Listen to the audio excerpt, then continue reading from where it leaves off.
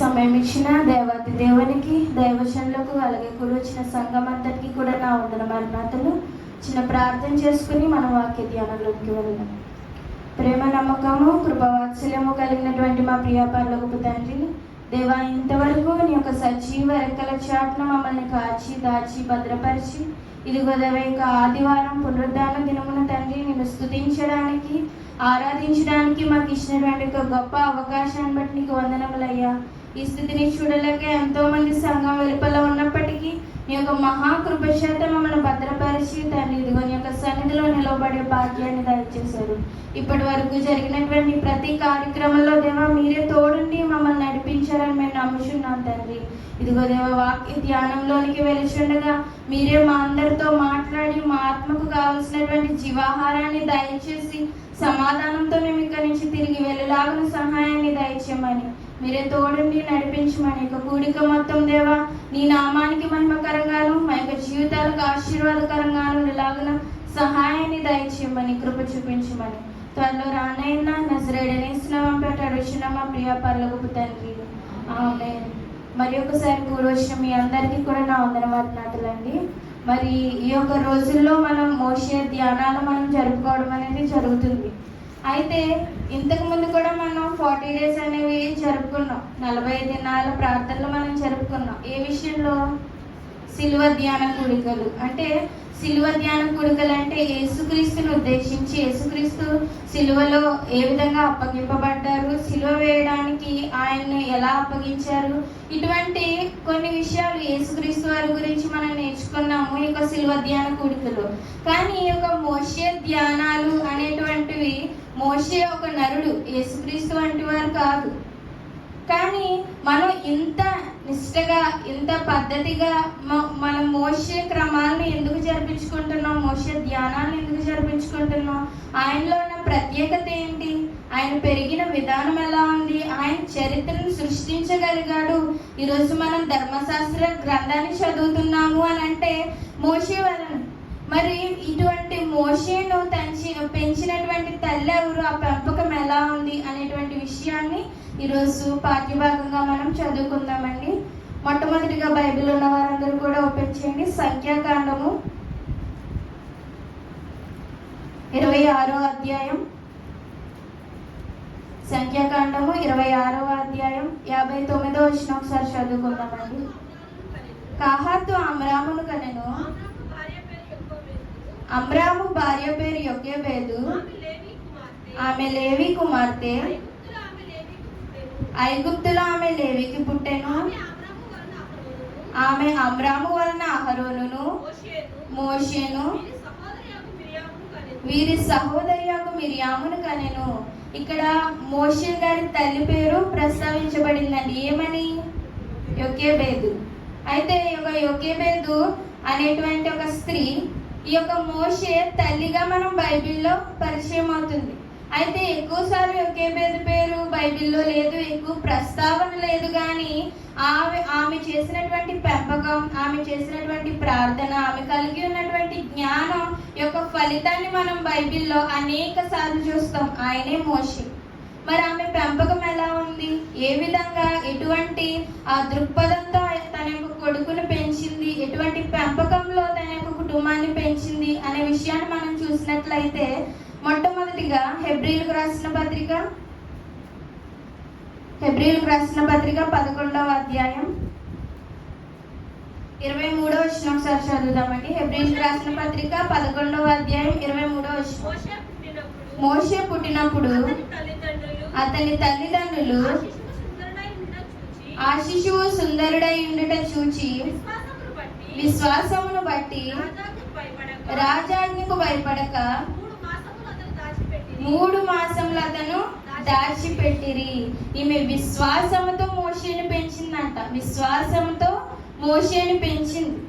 అంటే ఇక్కడ రాజా ఆజ్ఞ ఉంది. ఏమని? ఎవరైనా కుమారులు పుడితే చంపేయండి అనేటువంటి రాజా ఆజ్ఞ ఉంది. అలానే జరుగుతుంది ఆ దేశంలో. కానీ ఇక్కడ ఏమైంది అని అంటే ఆ రాజాజ్ఞకు భయపడక దేవుని యందు విశ్వాసం ఉంచి ఆ యొక్క బిడ్డను 3 నెలలు దాచిందంట. అంటే విశ్వాసం వల్ల తన బిడ్డను కాపాడుకున్నటువంటి ఒక గొప్ప తల్లిగా మనం బైబిల్లో చూడొచ్చు. అలాగే ఇంకొక వచనాన్ని మనం చూసినట్లయితే హెబ్రీయులకు రాసిన పత్రిక 11వ అధ్యాయం 1వ వచనం ఒకసారి చదువుకున్నామండి.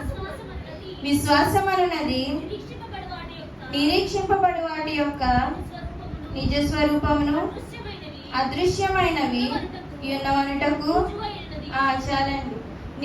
విశ్వాసం అనేది అంటే ఏంటంట? నిరీక్షింపబడు వాటి యొక్క నిజ స్వరూపం.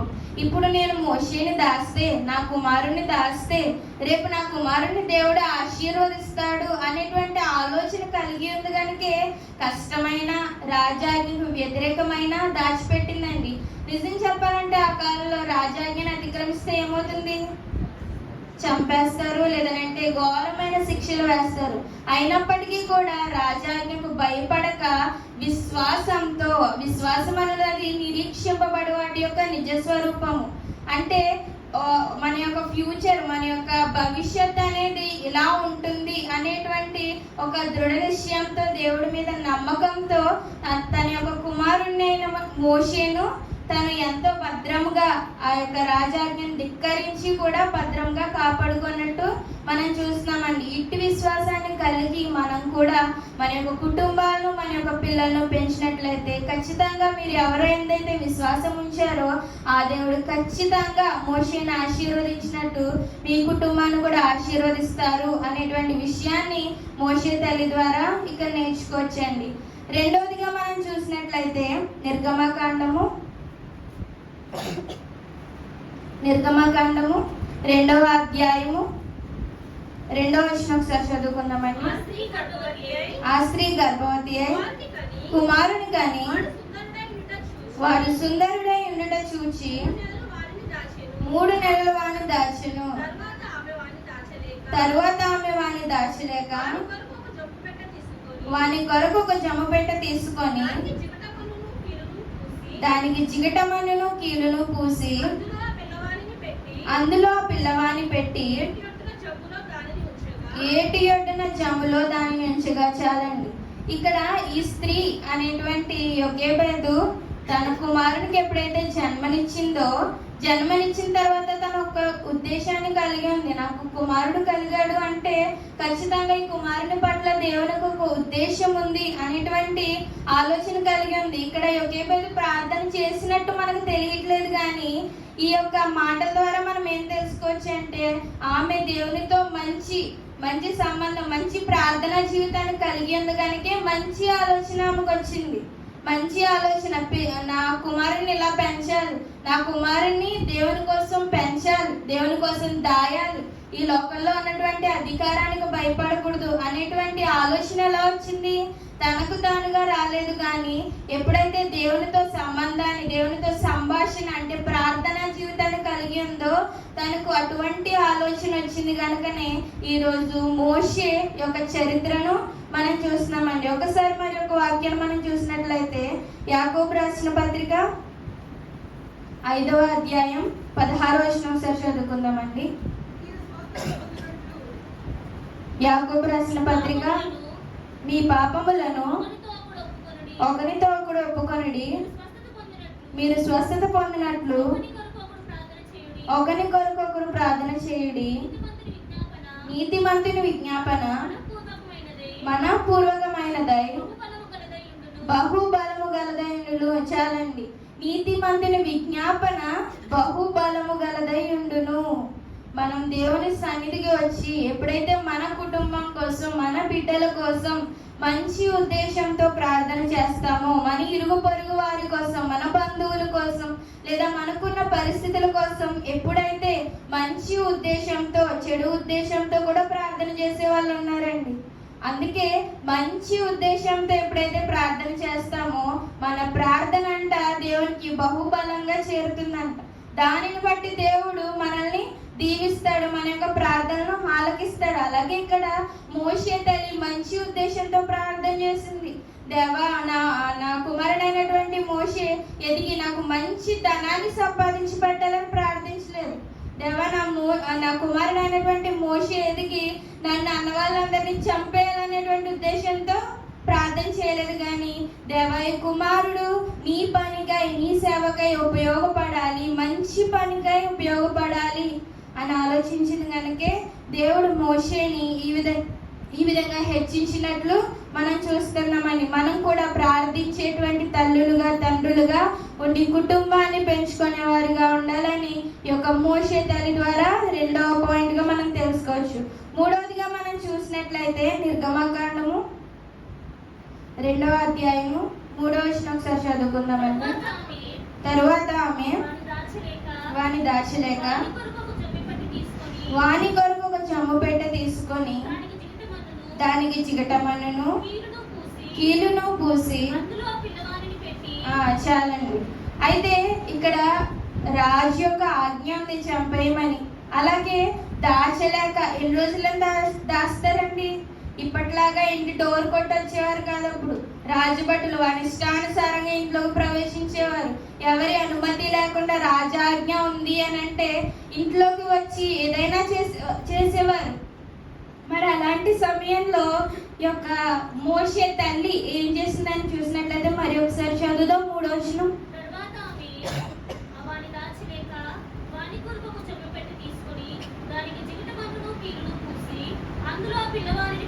చాలండి.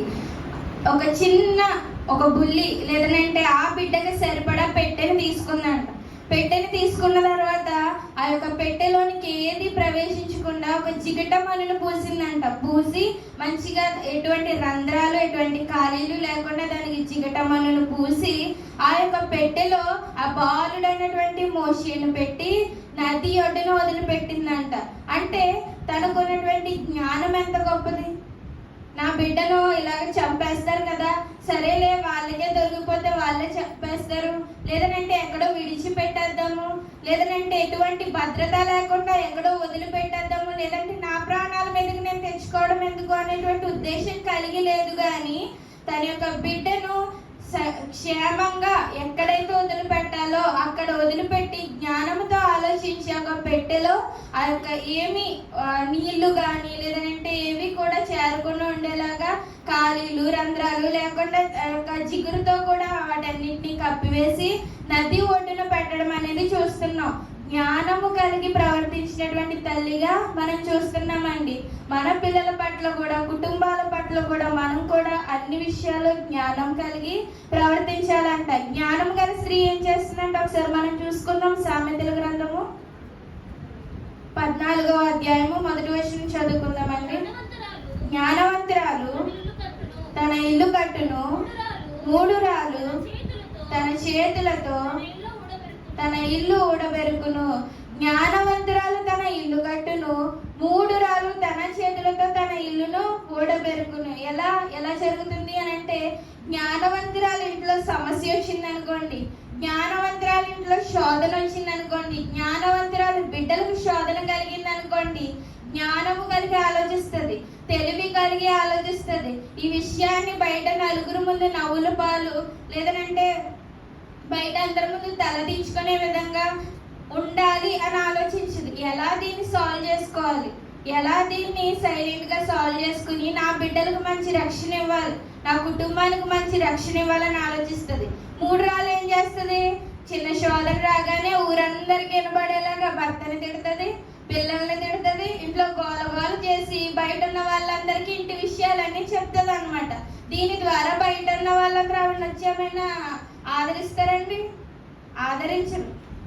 మేబీ అంటారేమో సరేనమ్మా ఏం కాదు అని, కానీ వాళ్ళు బయటికి వెళ్ళి ఇంకో 4 విషయాలు ఎక్కువే వేసి చెప్తారు. కానీ జ్ఞానవంతురాలు ఇంట్లో ఉండి తన యొక్క పరిస్థితులను చక్కదిద్దుకొని దేవునికి ప్రార్థిస్తుంది కనుక జ్ఞానవంతురాలైనటువంటి ఒకే పేరు తన యొక్క కుమారుణ్ణి ఎలా అయితే కాపాడుకుందో మనం కూడా మన యొక్క పరిస్థితులను బట్టి మన యొక్క కుటుంబాన్ని కాపాడుకుని ఇల్లును కట్టివేసుకునేవారుగా ఉండాలి, కానీ ఓడబెరిగేటువంటి 3 రాళ్ళుగా ఉండకూడదని ఇక్కడ మోషే తల్లి గారి ద్వారా మనం తెలుసుకోవచ్చండి. అలాగే 4వదిగా మనం చూసినట్లయితే ఇదే నిర్గమకాండము, మళ్ళీ అదే వచనం చదువుకుందామని. 2వ అధ్యాయము 3వ వచనం. తరువాత ఆమె వాని దాచలేక చాలండి. అంటే దాచలేను కదా, ఇంకా నా వల్ల కాదు కదా అని విడిచిపెట్టేలేదు. పిల్లలు కూడా మనం ఏమనుకుంటామని అంటే నా చేయి దాటిపోయాడు ఇంకా నా మాట వినరు, ఈ కుటుంబం నా చేయి దాటిపోయింది, ఇంకా నా మాట వినదు, ఈ పరిస్థితి నా చేయి దాటిపోయింది, ఇంకా నేను ఏం చేయలేను అనుకునే వారిగా మనం ఉంటాం. కానీ ఇక్కడ యోకేబేదు తన యొక్క కుమారుని విషయంలో అలా ఆలోచించలేదు. నా చేయి దాటిపోయింది, నేను ఇంకా దాచలేను, ఇంకా నా పరిస్థితి చేయి దాటిపోయింది, నా వల్ల ఇంకా కాదు అని ఆలోచించలేదు. కానీ ఆ యొక్క విడిచి పెట్టకుండా ఆ యొక్క కుమారుణ్ణి ఎలా భద్రపరచాలి, ముందుకి ఇంకా ఎలా వెళ్ళాలి అనేటువంటి ఉద్దేశంతో నడుచుకున్నట్లుగా మనం చూస్తున్నామండి. అలాగే మనం చూసినట్లయితే మత్తయి సువార్త 19వ అధ్యాయం, మత్తయి సువార్త 19వ అధ్యాయం 29వ వచనం ఒకసారి చదువుకుందామండి. నా నామము నిమిత్తము అన్నదమ్ములనైనను అక్క చెల్లెళ్ళనైనను తండ్రినైనను తల్లినైనను పిల్లలనైనను భూములనైనను ఇండ్లనైనను విడిచిపెట్టిన ప్రతివాడును 100 రెట్లు పొందును. ఈ వాక్యం చదువుకున్న చాలా మంది ఏమనుకుంటారంటే, వాళ్ళని వదిలిపెట్టేసి వాళ్ళు ఎక్కడున్నా, రోడ్డు మీద ఉన్నా, ఏ పరిస్థితుల్లో ఉన్నా వదిలేసి దేవుని సన్నిధికి వచ్చేస్తే వాళ్ళు 100 రెట్లు పొందుకుంటారేమో అని అర్థం చేసుకునే వాళ్ళు కూడా ఉంటారు. కానీ ఇక్కడ దేవుడు ఏం చెప్తున్నారు అని అంటే, నా నిమిత్తము అంటే, ఇదిగో దేవా, నా కుటుంబాన్ని విడిచిపెట్టి నేను నీ సేవకు వెళ్తున్నాను, వెళ్ళినప్పుడు నా కుటుంబం బాధ్యత నీ హస్తాలకు అప్పచెప్తున్నాను. ఇదిగో దేవా, నా యొక్క పరిస్థితిని నీ చేతులకు విడిచిపెట్టేసి నువ్వు వెళ్ళమన్నటువంటి ఆ యొక్క భయంకరమైన మార్గంలో వెళ్తున్నాను, ఈ యొక్క పరిస్థితిని నువ్వు చక్కబరుస్తావని నేను అనుకుంటున్నాను అనేటువంటి ఉద్దేశంతో ఎప్పుడైతే మనం దేవుని చేతికి విడిచిపెట్టి వెళ్తామో, దేవుని చేతుల్లో కుటుంబాలను కానీ, ఆస్తులను కానీ, పరిస్థితులను కానీ, పిల్లలను కానీ, వీటన్నిటిని దేవుని చేతికి ఎప్పుడైతే విడిచిపెట్టి మనం వెళ్తామో అప్పుడు దేవుడు ఏం చేస్తారంటండి, 100 రెట్లు దాన్ని ఆశీర్వదిస్తారు అనేటువంటి విషయాన్ని మనం చూస్తున్నాం. ఇక్కడ కూడా మోషే తల్లి లేదు, నా కుమారుని నేను విడిచిపెట్టను అని కుమారునితో పాటు అక్కడ రాజాజ్ఞకు దొరికిపోయింటే ఏమయ్యేది? ఆ సమయాన్ని మోషేని చంపేసేవారేమో. ఇంకా దాచిపెట్టే పరిస్థితి లేదు. పరిస్థితి లేనప్పుడు ఆ యొక్క కుమారునితో పాటు మోషే తల్లి అక్కడ ఉన్నటువంటి ఆ రాజాజ్ఞకు కానీ, రాజభటులకు కానీ దొరికిపోయింటే మోషేని చంపేసేవారు. ఇప్పుడు మోషే చరిత్రను మనం చూసే వాళ్ళం కాదు, మోషే ధ్యానాలు అనేవి ఉండేవి కావేమో. కానీ ఇక్కడ తన కుమారుని దేవుని చేతికి విడిచిపెట్టింది కనుకనే ఈరోజు మోషే ఇంత చరిత్రను సృష్టించగలగడం మనం చూస్తున్నామండి. చూడండి, మీ పిల్లలు ఉన్నారు, 10వ తరగతి పాస్ అయిన తర్వాత వాళ్ళు చదువుకోవడానికి వేరే పట్టణాలకు, వేరే దేశాలకు వెళ్తారు. లేదు, నా పిల్లలు ఏ దేశాలకు వెళ్ళకూడదు, ఏ పట్టణాలకు వెళ్ళకూడదు, ఇంటి దగ్గరే ఉండాలి అనుకున్నారు అనుకోండి, ఇంటి దగ్గరే ఉండి గొప్ప జాబ్ చేయగలరా? గొప్ప చదువులు చదవగలరా? చదవరు. ఎందుకంటే మన భారతదేశంలో ఇంటి దగ్గర ఉండి గొప్ప చదువులు చదివే టెక్నాలజీ ఇంకా రాలేదు. అమెరికా అలాంటి ప్రదేశాల్లో వచ్చినా కానీ మన భారతదేశం ఇంకా అంత డెవలప్ అవ్వలేదు. ఖచ్చితంగా మనం ఎంత గారంగా పెంచుకున్న బిడ్డలను విడిచిపెట్టాల్సిందే. వయసుకు రాగానే స్కూల్కి వెళ్ళడానికి బిడ్డలను విడిచిపెట్టాల్సిందే. మనం కూడా పనికి వెళ్ళడానికి, అమ్మా నేను ఇంత ఇల్లు కట్టుకున్నాను, నేను ప్రతి క్షణం నా ఇంట్లోనే ఉంటానంటే కుదురుతుందా? గడుస్తుందా మన యొక్క జీవితం? ఖచ్చితంగా ఇంటిని విడిచిపెట్టి బయటికి వెళ్ళాల్సిందే. అలాగా మనం కొన్ని పరిస్థితులను, లేదంటే మనకిష్టమైనటువంటి కొన్నింటిని ఎప్పుడైతే మనం దేవుని చేతిలో విడిచిపెడతామో అప్పుడే మన ఆశీర్వాదాన్ని చూస్తామని ఒక మోషే తల్లి ద్వారా మనం తెలుసుకోవచ్చండి. 5వదిగా మనం చూసినట్లయితే నిర్గమకాండము 2వ అధ్యాయము 4వ వచనం ఒకసారి చదువుకుందామండి. నిర్గమకాండము 2వ అధ్యాయము 4వ వచనం. వానికి ఏమి సంభవించునో తెలుసుకొనుటకు వాని యొక్క దూరముగా నిలిచి ఉండెను. చాలండి. ఇక్కడ ఏంటంటే తల్లి, మోషే గారి తల్లి జమ్మ పెట్టెని తయారు చేసింది, దానికి చిగురు పూసింది, నది ఒడ్డున ఉంచింది. మరి మోషే అక్కకి విషయం ఎలా తెలిసింది? మోషే సహోదరులు ఉన్నారు, మోషే అక్క ఉంది. మరి మోషే అక్కకి విషయం ఎలా తెలిసింది? ఒకవేళ ఆ మోషే అక్కకు తెలియకుండా తల్లి చేయాలంటే చేయొచ్చు. కానీ మోషే అక్కను దగ్గర ఉంచుకుని ఈ విధంగా చేస్తున్నానని చెప్పి ఆ యొక్క జమ్ము పెట్టని నీటిలో వదిలేసి తన యొక్క కుమార్తెకి చెప్పింది, కనిపెట్టుకుని ఉండు అని చెప్పింది కనుకనే ఆ అక్క అయినటువంటి మిరియాము ఆ పెట్టె ఎక్కడికి వెళ్తుందో, ఎవరు తీసుకుంటున్నారో, ఏం చేస్తారో అనేటువంటి విషయాన్ని కనిపెట్టుకుంటూ ఉందండి. నేటి సమాజంలో మనం చూస్తున్నట్లయితే మన కుటుంబం ఏం చేస్తుంది, పిల్లలు ఏం చేస్తున్నారు, భర్త ఏం చేస్తున్నారు, ఇప్పటికి ఇంకా టైం అయిపోయింది, ఇంటికి ఇంకా పిల్లలు భర్త ఎందుకు రాలేదు, వాళ్ళు ఏం తింటున్నారు, ఎక్కడ తిరుగుతున్నారు అనేటువంటి విషయాన్ని చాలా మంది మర్చిపోయి ఆ యొక్క సమయం అయింది అని అంటే సినిమాకు లేదంటే సీరియల్స్ కు టీవీలకు అతుక్కుపోయేవారుగా ఈనాటి సమాజంలో చాలా మంది ఉన్నారండి. వస్తారులే, ఎక్కడికి వెళ్ళినా రాత్రికి ఇక్కడికే వస్తారు అనేటువంటి ఉద్దేశం కలిగి కనిపెట్టుకోవడం అనేది లేకుండా పోయారు కనుక, చిన్నప్పటి నుంచి ఆ విధంగా పెంచలేకపోయారు కనుక పెద్దయ్యాక ఏడుస్తున్నారు, బాధపడుతున్నారు. ఎందుకంటే బాలుడు నడవవలసిన త్రోవను వానికి నేర్పుము, పెద్దవాడైనప్పుడు దాని నుండి తొలగిపోడు. బాలుడైనప్పుడు మనం కనిపెట్టుకుని లేమనుకోండి, లేదంటే కుటుంబ జీవితాన్ని ప్రారంభించినప్పుడు భర్తను కనిపెట్టుకుని లేమనుకోండి, సంవత్సరాలు గడిచిన తర్వాత కొత్తగా కనిపెట్టుకోవడానికి ఏముండదండి. కొత్తగా కనిపెట్టుకోవడానికి, కొత్తగా మళ్ళీ వాళ్ళని రూల్ చేయడానికి ఏముండదు. పెద్ద అయిన తర్వాత చిన్నప్పటి నుంచి నేర్పావేంటి అంటారంతా అయిపోతుంది, చిన్నప్పటి నుంచి మాకు చెప్పావేంటి అంటారంతా అయిపోతుంది. కనుక మనం ఏం చేయాలని అంటే, చిన్నప్పటి నుంచే చిన్న పిల్లలైనా ఎక్కడికి వెళ్తున్నారు, ఏం చేస్తున్నారు, స్కూల్లో ఏం చదువుతున్నారు, ఏం చెప్తున్నారు అనేటువంటి విషయాలను వాళ్ళ దగ్గరుండి మనం ఏం జరుగుతుందో ప్రతి దినచర్య కనిపెట్టుకునే విధంగా ఉండాలి. అలా కనిపెట్టుకోవడం వల్ల వారి లోకం కంటే మనకి ఎక్కువ దగ్గర అవుతారు, కుటుంబానికి ఎక్కువ దగ్గర అవుతారండి. అలాగే యొక్క మోషే తల్లి విడిచిపెట్టేసినప్పటికీ మిరియామును పంపించి కనిపెట్టు, ఎవరు తీసుకుంటున్నారు, లేదంటే ఏం చేస్తున్నారు, ఈ పెట్టె ఎక్కడికి వెళ్తుంది కనిపెట్టు అనేటువంటి విషయాన్ని యొక్క మిరియాముకు చెప్పుంచింది కనుక, మళ్ళా తను పాలించి పెంచేటువంటి ఆ యొక్క అర్హత భాగ్యాన్ని, తన సొంత కొడుక్కి పాలించి పెంచేటువంటి ఆ భాగ్యాన్ని ఈ యొక్క మోషే తల్లి పొందుకుంది అనేటువంటి విషయాన్ని మనం తెలుసుకోవచ్చండి. అట్టి విధంగా మనం కూడా మన యొక్క కుటుంబాలను కనిపెట్టుకునే వారిగా ఉండాలని ఈ యొక్క మోషే తల్లి ద్వారా మనం నేర్చుకోవచ్చండి. మొట్టమొదటిగా ఈమె విశ్వాసమునకు తల్లి, మంచి విశ్వాసంతో తన కొడుకును పెంచినటువంటి తల్లి కనుక ఈరోజు మోషే అటువంటి చరిత్ర సృష్టించడాన్ని మనం చూస్తున్నాం. ప్రార్థించే తల్లి కనుకనే తన యొక్క కొడుకు జీవితాన్ని బాగు చేయడం మనం చూస్తున్నాం. జ్ఞానము కలిగినటువంటి తల్లి కనుకనే అతని యొక్క జీవితాన్ని సరైన మార్గంలో నడిపించింది అని మనం చూస్తున్నాం.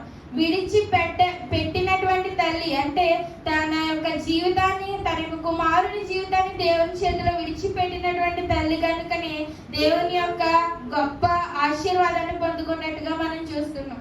అలాగే కనిపెట్టుకుని ఉన్న తల్లి కనుకనే ఈ యొక్క కనిపెట్టుకుని తన యొక్క కుమారుని మంచి స్థితిలో పెట్టినటువంటి తల్లిగా మనం చూస్తున్నాం. కనుక ఇటువంటి తల్లి యొక్క చరిత్రనే సృష్టించేటువంటి కుమారుడి కంటే ఇటువంటి పెంపకం మనం కూడా కలిగి ఉంటే, ఇటువంటి ఉద్దేశం మన జీవితాల్లో కూడా, మన కుటుంబాల్లో కూడా కలిగి ఉంటే, ఇటువంటి అనేక మందిని దేవుని కోసం నిలబడే పౌరుల్ని మనం తెలియచేయచ్చు అనేటువంటి విషయాన్ని యొక్క యోగేబేద తల్లి ద్వారా మనందరం నేర్చుకోవాలని ఆశిస్తూ ఈ యొక్క కొద్ది మాటలు దేవుడు మన హృదయంలో ఫలింపచేయును గాక.